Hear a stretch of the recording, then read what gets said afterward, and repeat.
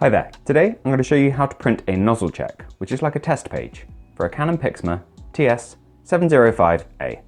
Now this is nice and simple, can be done from the printer itself using nothing but the display and a couple of the buttons you can see here. So the first thing we need to do is go into the setup menu by pressing this little tool button here. And then we go to the right until we get to maintenance. Then we press OK. A nozzle check is the very first option.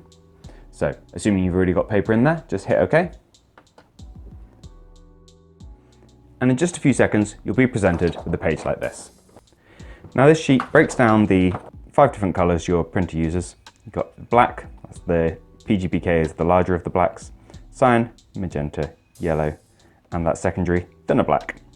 Now, despite the fact there's multiple bars of the cyan and magenta, that's all from the same cartridge. It's just to give you a better idea of the quality it can print with. Now, if you're experiencing print quality issues and you're looking at this page to work out what's going on, you'd be looking for kind of gaps in the fine detail of the hatching up here, and either missing colors or kind of lines going across the print there would indicate a slight blockage in the printer's print head. Mine is looking pretty perfect because this is a brand new machine.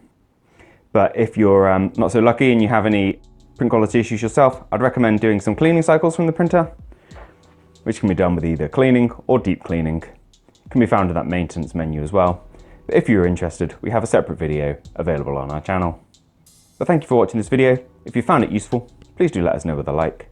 If there's anything else we can help with, please do let us know in the comments. Otherwise, thank you for watching, and we'll see you next time. Take care. Bye-bye.